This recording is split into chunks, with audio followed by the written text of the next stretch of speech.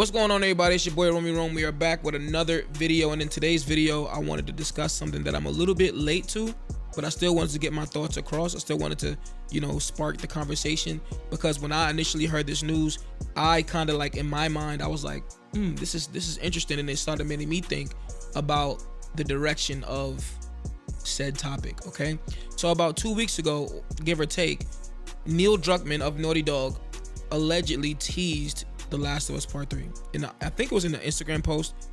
What I'm about to read to you is from an Instagram post, but it was not taken directly from, this Instagram post is from Screen Rant, not from Neil Druckmann himself. But if we go over to the Instagram post, it says, Neil Druckmann recently shared a post reminiscing about the past and future of The Last of Us.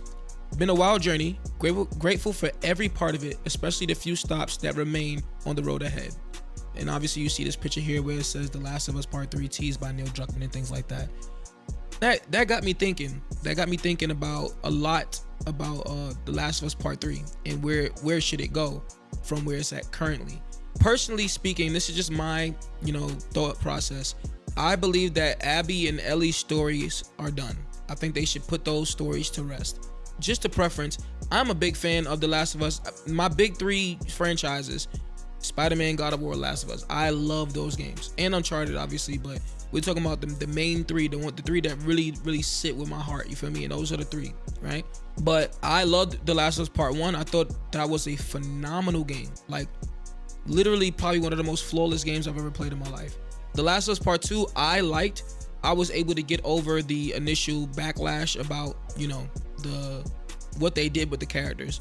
I wanted to experience the story the way they intended it to be experienced, and because of that, but the way my mind was thinking about the game, I detached from how I felt about the characters and just dove into the story, and I loved it. I thought it was fantastic. The combat was phenomenal. The graphics were amazing. The story had some pacing issues, but other than that, I thought it was fantastic. I loved it. The idea of playing as a character that, ultimately was the end of your favorite character's life, that kind of, like, at first I didn't like it, and I still don't think it's the greatest decision, but it was cool. It was cool to explore that. That's something that I don't think has never been done before. I think what Naughty Dog was trying to do with The Last of Us Part 2 was to establish that while this is a fictional world, they built real world circumstances. Like, Joel was out here just killing everybody, and what happens in the real world, people are gonna want revenge, especially in a world where there's no laws, there's no rules. You know what I'm saying? Like, she wanted revenge. She got her revenge, and that's just what happened. And I think the setup of having those real world consequences in the fictional world, I thought that was fantastic. But personally, I feel like Abby and Ellie's story should be put to rest. I think that Abby especially is a tarnished character. People do not like her, and if you bring her back, it will probably not be good. You know what I'm saying? I would still be okay with it, but I think that they should definitely put Abby and Ellie both to rest. I think those stories concluded in the best way possible. I know Abby did go off and, start her own journey or whatever the case may be, but I don't think that they should bring them back. I think that there are two directions that they can go. The first direction is a fan service. The second direction is a franchise evolution. So the first direction they can go is to explore Joel and Tommy's life in between the moment that Joel lost his daughter and we pick up on the time jump where he's with Tess. Because obviously there's a bunch of lore that suggests that Joel and Tommy had a very, very, very interesting life. And I feel like if they go with this direction, it will be a hit. I think people will like it because, number one, you're returning back to your favorite character, Joel. People love Tommy as well. Tommy's a great character. People like him. So to have these two people be in the main protagonists of the story and filling in the gaps that we didn't get to see in the first game, I feel like that will definitely be a hit. I feel like people would definitely really enjoy that. But the direction that I'm more wanting them to explore and to go into is the franchise evolution, which will be like a soft reboot, right? And with a soft reboot, they might be able to reclaim the excitement of the franchise. I feel like The Last of Us has been kind of in the hot seat for a long time, especially because of the whole online game ordeal and things like that. They need to do something, I feel like, that's new, that's fresh, that's gonna capture the attention of people and like, what is this and how can this work? You know what I'm saying? I think obviously the fan service route is just a clear, easy cash grab almost. It's probably gonna be really good, but it's like a cash grab. I want them to do something different though.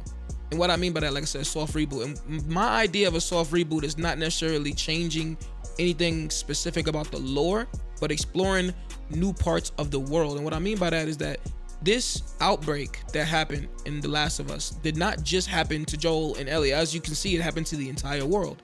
No matter where they was at, there was something going on. There was some kind of people adapting to this new way of life, this post-apocalyptic life. You know what I'm saying? I feel like the soft reboot should return to Outbreak Day. That should be the time frame. Outbreak Day. You know what I'm saying? Create the high stakes moments. You can see the initial collapse. You know what I'm saying? Lean more into the horror aspect versus the post-apocalyptic aspect. And I know those two things kind of go hand in hand. They kind of overlap a little bit. But the way I'm looking at it is to experience the immediate threat versus the aftermath of the threat. You know what I'm saying? Like surviving versus adapting. You know what I'm saying? If that makes sense. I think that'll be a really cool shift in tone. I feel like there's caveats though, obviously, because we know based off the lore of The Last of Us that the zombie types depend on how long they've been infected for. So if we're returning to Outbreak Day and everything kind of centers around Outbreak Day, then obviously we will only have like one real type of zombie. I'm pretty sure that there's a way that they can get around that and still give us different variants of zombies. But if they're going specifically off the lore, that might put a damper on what they can do as far as enemy types. I do also feel like the characters, obviously a brand new set of characters. You know what I'm saying? We're gonna get away from Joel, Ellie, Tommy, everybody. A new family, or this is the idea I was thinking of, multiple families, right? Like a Vantage Point storyline. Like there's a movie I watched a while back. It's called Vantage Point. It's about this guy, this bomb that goes off, and it's supposed to hurt somebody. I don't know. But anyways, the movie is all about the different perspectives of people who've seen little things, right, that led up to the inevitable finding the man who did the bomb, right? So I was thinking, like, what if instead of following one main family, we could follow multiple families that all lead to the same place, that all lead to the same situation. That gets me to my next point, which is the location. I feel like New York City, and not just because I'm from New York City, but New York City is a great area to have like a horror threat like this. You know what I'm saying? Like a big, open, massive bottleneck. Like New York itself is a bottleneck. Imagine that the mission is to get out of New York, or to get to New Jersey, or get into the southern states, or whatever the case may be, trying to find quote unquote sanctuary, you know what I'm saying, that you've quote unquote heard about. You know what I'm saying? Like let's say the first 3 chapters are introducing the new families, right? First chapter you play as the first family, then the second family, then the third. Let's just say it's 3 families. Or like a father, son, or wife and husband kind of deal, right? One living in like the slums or the projects, one living in a high rise, one living in just like a regular residential area, and they're pretty much all trying to lead to get to this one bridge, right? The bridge that gets them from Manhattan to like New Jersey or something like that, right? And something happens, I don't know, whatever the case may be. This is just all off the cuff thoughts, but imagine that storyline, those Vantage Point storylines that lead them all into each other's lives, into each other's paths, and then now you 3 families work together to build like an outpost or something like that, or whatever the case may be. I don't know. This is all just random thoughts. It may be trash, whatever the case may be. But like, just imagine the idea of having just a new set of characters, a new location on Outbreak Day. You know what I'm saying? The location being New York City, having skyscraper traversals, apartment buildings, navigating apartment buildings, especially things like projects. Like it makes me think of what's that movie with Brad Pitt, World War Z. World War Z, when he was in the apartment building with his children, and he was trying to find an apartment to go into. You know what I'm saying? There was zombies chasing them through the tight hallways, and it created this level of urgency that they needed to get out. And it's just like, I was like, this should be a game. This should be something big. You know what I'm saying? So imagine if they can adapt that kind of stylized, you know, I guess cinematography, but into a game. You know what I'm saying?